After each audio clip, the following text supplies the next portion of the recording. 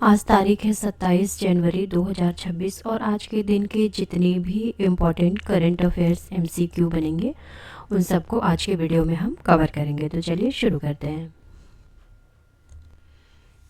शुरुआत करेंगे important days के साथ। तो 1 जनवरी को आता है ग्लोबल फैमिली डे, 2 जनवरी को आता है वर्ल्ड इंट्रोवर्ट डे, वहीं 3 जनवरी को सावित्रीबाई फुले जयंती मनाई जाती है, 4 जनवरी को वर्ल्ड ब्रेल डे रहता है, 5 जनवरी को नेशनल बर्ड डे रहता है, 6 जनवरी को वर्ल्ड डे ऑफ वार ऑर्फेन्स रहता है एंड गुरु गोविंद सिंह जयंती मनाई जाती है, 8 जनवरी को अर्थ रोटेशन डे रहता है, वहीं 9 जनवरी को एनआरआई यानी नॉन रेजिडेंट इंडियन डे या इसे प्रवासी भारतीय दिवस के नाम से भी जाना जाता है। ये डे इम्पॉर्टेंट बनता है। वहीं 10 जनवरी को वर्ल्ड हिंदी डे मनाया जाता है, 11 जनवरी को national human trafficking awareness day मनाते हैं, 12 जनवरी को नेशनल यूथ डे रहता है, 15 जनवरी को इंडियन आर्मी डे रहता है और 16 जनवरी को नेशनल स्टार्टअप डे मनाया जाता है। 20 जनवरी को पेंगुइन अवेयरनेस डे सेलिब्रेट किया जाता है। आज का पहला सवाल, प्रधानमंत्री नरेंद्र मोदी ने काजीरंगा एलिवेटेड कॉरिडोर परियोजना की आधारशिला किस स्थान पर रखी? तो इसकी आधारशिला रखी गई है आसाम के कालीभोर में। काजीरंगा यूनेस्को के द्वारा रिकॉग्नाइज्ड वर्ल्ड हेरिटेज साइट है।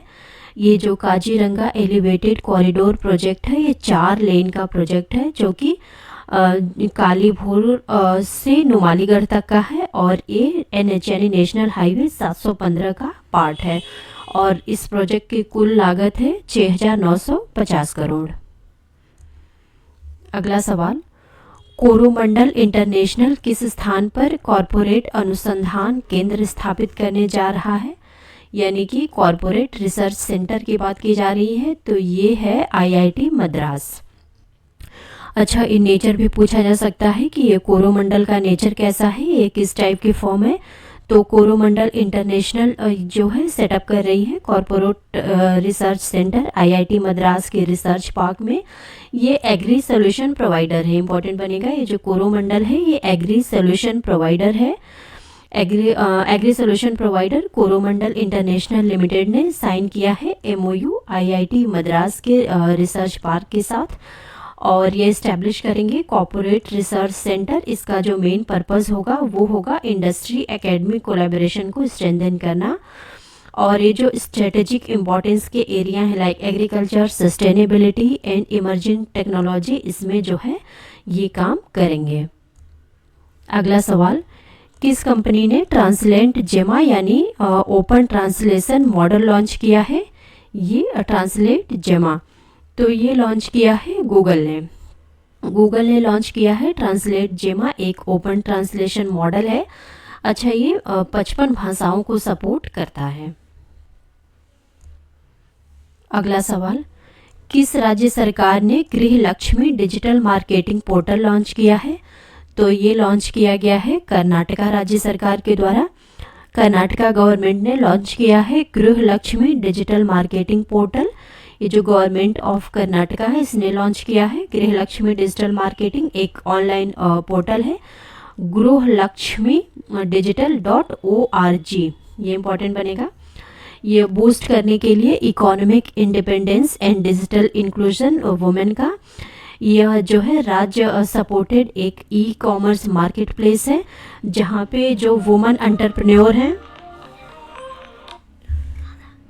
ये जो वुमेन एंटरप्रेन्योर हैं पूरे कर्नाटका राज्य में वो अपने प्रोडक्ट को ग्लोबल ऑडियंस तक पहुंचा सकती हैं और इसके लिए उन्हें अपना रजिस्ट्रेशन करना होगा और अपने प्रोडक्ट को पोर्टल पे लिस्ट करना होगा। अगला सवाल, इंडिया के 92nd चेस ग्रैंड मास्टर कौन बने हैं? तो ये बने हैं आर्यन वार्ष्णेय। आर्यन वार्ष्णेय भारत के 92nd चेस ग्रैंड मास्टर बने हैं और इन्होंने जीता है अंद्रानिक मार्ग्रेन मेमोरियल टाइटल और ये टूर्नामेंट रहा था आर्मेनिया में। ये जो हैं आर्यन वार्ष ने दिल्ली से आते हैं और ये दिल्ली के 8th नंबर के ग्रैंड मास्टर हैं, यानी दिल्ली से 8th नंबर के ग्रैंड मास्टर हैं और भारत के 92nd नंबर के ग्रैंड मास्टर हैं। अगला सवाल, प्रेसिडेंट द्रौपदी मुर्मू ने किसे अपॉइंट किया है विजिलेंस कमिश्नर? तो ये हैं प्रवीण वशिष्ठ। ऑनरेबल प्रेसिडेंट द्रौपदी मुर्मू ने अपॉइंट किया है प्रवीण वशिष्ठ को as a vigilance commissioner central vigilance commission में। अगला सवाल,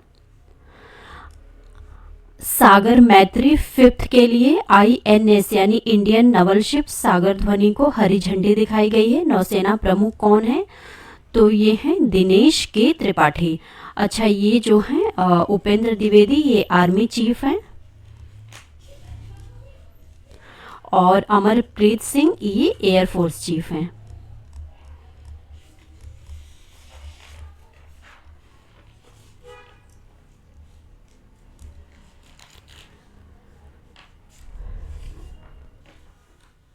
DRDO की नौसेना भौतिक एवं समुद्र विज्ञान प्रयोगशाला NPOL के अंतर्गत भारत के समुद्र विज्ञान अनुसंधान पोत INS सागर ध्वनि को दक्षिणी नौसेना कमान कोच्चि से, ये जगह इंपॉर्टेंट बनेगी, सागर मैत्री यानी SM सागर मैत्री 5th पहल के ये एडिशन 5वां है, ये इंपॉर्टेंट बनेगा, के लिए हरी झंडी दिखाकर रवाना किया गया।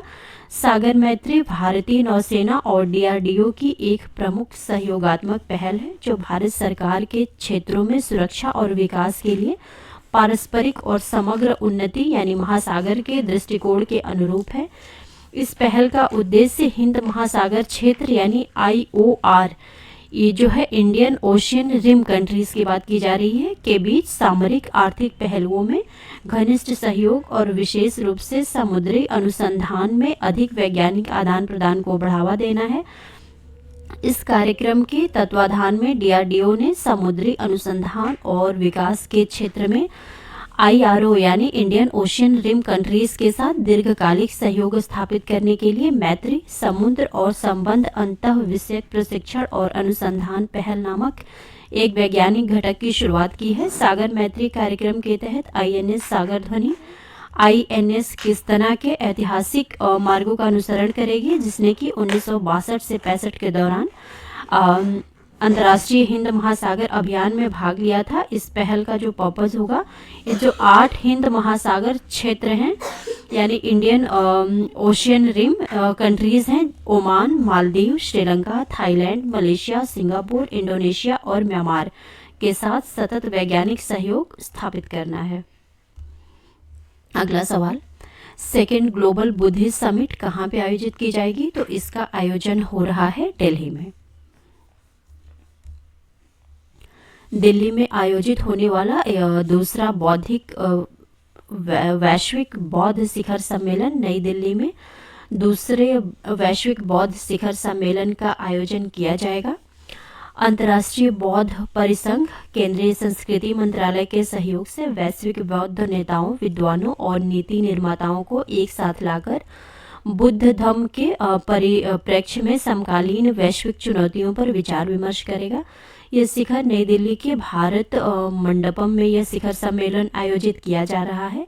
इसकी जो थीम है इम्पॉर्टेंट बनेगी, थीम को इंग्लिश में ही याद रखना चाहिए, collective wisdom, United voice and mutual coexistence. प्रधानमंत्री नरेंद्र मोदी 2 दिवसीय कार्यक्रम का मुख्य अतिथि के रूप में उद्घाटन करेंगे। लास्ट वाला जो बौद्ध शिखर सम्मेलन रहा था वो नई दिल्ली में 2023 में आयोजित हुआ था।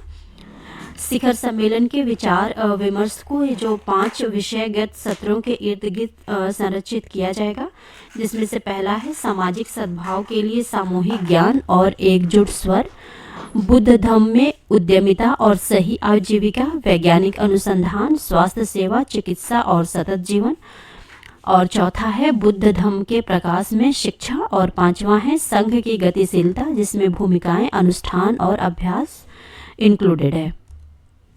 अगला सवाल, किस राज्य सरकार ने प्रारंभिक बचपन के लिए आमे पढ़ाईबा आमे भसारे स्कीम का शुरुआत किया है? तो ये स्कीम है उड़ीसा स्टेट गवर्नमेंट की। उड़ीसा में प्रारंभिक बाल्यावस्था शिक्षा के लिए आमे पढ़िबा आमे भासरी योजना का शुभारंभ उड़ीसा सरकार ने मातृभाषा में ये जो इनिशियल एजुकेशन होती है उसको प्रदान करने के पर्पज से किया है। और आमे पढ़िबा आमे भासरे का मतलब होता है हम अपनी भाषा में पढ़ेंगे। यह योजना बच्चों को उनकी मातृभाषा में प्रारंभिक बाल्यावस्था शिक्षा प्रदान करने के लिए 5 वर्षीय शैक्षिक पहल है। इस योजना का उद्घाटन उप मुख्यमंत्री प्रभाती परिदा ने किया, जो महिला एवं बाल विकास मंत्री भी हैं। इससे 3 से 6 वर्ष की आयु के बच्चों को लाभ होगा। पहले चरण में यह जो प्रोग्राम है यह क्योंझर, कंधमाल, गजपति, रायगढ़ और नबरंगपुर और मलकानगिरी जिलों में मुंडा, कुई, सौरा, कुवी, गोंडी और कोया जैसी जो ट्राइबल लैंग्वेजेस हैं इनका इस्तेमाल करके चलाया जाएगा। और इस कार्यक्रम के तहत आंगनवाड़ी कार्यकर्ताओं को भाषा विशिष्ट प्रशिक्षण, शैक्षिक सामग्री और ऑडियो विजुअल सामग्री प्राप्त कराई जाएगी। और उड़ीसा स्टेट गवर्नमेंट ने बाल विवाह रोकने के लिए 100 दिवसीय अभियान भी शुरू किया है। अगला सवाल, विश्व का सबसे बड़ा शिवलिंग किस स्थान पर स्थित विराट रामायण मंदिर में स्थापित किया गया है? तो इसकी स्थापना हुई है बिहार के मोतिहारी में। विराट रामायण मंदिर जो है पूर्वी चंपारण के मोतिहारी जिले में स्थित है। आईटीबीपी ने लद्दाख स्काउट को हराकर LG cup ice hockey championship जीती है। यह चैंपियनशिप किस स्थान पर आयोजित हुई थी? तो इसका आयोजन हुआ था कारगिल में। आईटीबीपी ने LG cup ice hockey championship जीती है लद्दाख स्काउट को हरा करके कारगिल में। ये जो मेंस फाइनल रहा था। अगला सवाल, कौन सा देश मुस्लिम ब्रदरहुड की मिस्र, लेबनान और जॉर्डन शाखाओं को आतंकवादी संगठन घोषित किया है? तो इसको घोषित किया है अमेरिका ने। अमेरिका ने जो है इजिप्शियन, लेबनीज और जॉर्डेनियन ब्रांचेस जो है मुस्लिम ब्रदरहुड के उन्हें एज अ टेररिस्ट ऑर्गेनाइजेशन घोषित किया है। और इनके ऊपर और जो इनके मेंबर्स हैं उनके ऊपर यूएसए ने सैंक्शन भी इम्पोज किए हैं। अगला सवाल, किसने टाइलर प्राइज जीता है? ये जो हिडन फंगल नेटवर्क है उसके ऊपर रिमार्केबल काम करने के लिए। तो ये जीता है टॉबी कीर ने। ये अमेरिकन साइंटिस्ट है टॉबी कीर ने जिन्होंने टाइलर प्राइज जीता है। इसे जो है एनवायरनमेंट का नोबेल प्राइज भी कहा जाता है। ये जो हिडन और फंगल नेटवर्क होता है इसके ऊपर इन्होंने एक्स्ट्राऑर्डिनरी काम किया था। इसके लिए इन्हें इस सम्मान से सम्मानित किया गया है। दुनिया भर के जंगलों, घास के मैदानों और खेतों की सतह के नीचे विशाल कवक जाल भूमिगत व्यापार प्रणालियां बनाते हैं जिनके द्वारा वे पौधों की जड़ों के साथ पोषक तत्वों का आदान प्रदान करते हैं। ये जाल जलवायु को नियंत्रित करने में महत्वपूर्ण भूमिका निभाते हैं और प्रतिवर्ष 13 अरब टन कार्बन का अवशोषण करते हैं। Can you imagine the number? 13 अरब टन कार्बन का अवशोषण करते हैं। और ये जो है अब तक हमको ये लगता था कि ये जो माइक्रोराइजल नेटवर्क है इनको काफ़ी कम इम्पोर्टेंस दिया जाता था और इन्हें ऐसा लगता था कि ये बस पौधों के मात्र सहायक हैं, यानी कि ये बस पौधों को थोड़ा बहुत सपोर्ट देते हैं। पर ऐसा बिल्कुल नहीं है। 13 अरब टन कार्बन का अवशोषण करते हैं और पृथ्वी की महत्वपूर्ण संचार प्रणालियों में से एक हैं। और इसी खोज के लिए टॉबी कीर को टाइलर पुरस्कार से सम्मानित किया गया है जिसे कि पर्यावरण का नोबेल प्राइज भी कहा जाता है। अमेरिकी विकासवादी जीव विज्ञानी टॉबी कीर्स को अब पर्यावरण के क्षेत्र में उनकी उपलब्धियों के लिए टाइलर पुरस्कार से सम्मानित किया गया है जिसे कि पर्यावरण का नोबेल भी कहा जाता है। इस भूमिगत दुनिया को सुर्खियों में लाने के उनके रिमार्केबल कार्य के लिए।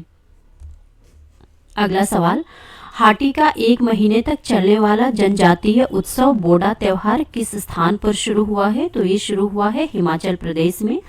ये महीनों तक लंबा चलने वाला जो हाटी जनजाति है उसका फेस्टिवल है जिसको बोडा त्योहार कहते हैं और ये हिमाचल प्रदेश का त्योहार है, इसे याद रखना है।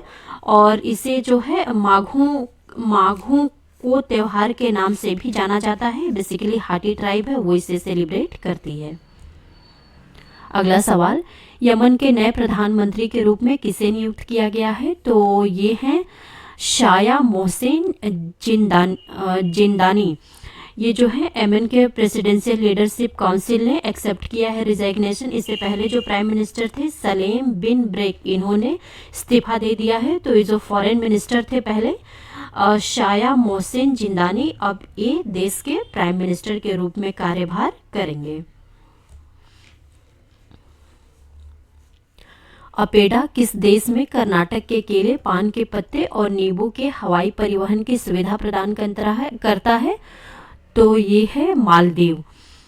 अपेडा ने जो है फैसिलिटेट किया है एयर शिपमेंट कर्नाटका की जो बनाना है, बेटल लीव्स है और इंडी लाइम्स को मालदीव में। ये ऐसा पहली बार हो रहा है कि एयर शिपमेंट हो रहा है कर्नाटका के जीआई टैग्ड प्रोडक्ट है उनका, और ये जो है मालदीव को किया जा रहा है। इसमें ये जो नान जंगुडा रसाबले, ये जो किंग ऑफ बनाना के नाम से जिसको जाना जाता है, मैसूर की ये जो बेटल लीव्स है, चिगुरेले और इंडी लाइम है, जिसे कि वर्ल्ड वाइड इनके क्वालिटी, हेरिटेज और यूनिक आइडेंटिटी के लिए जाना जाता है।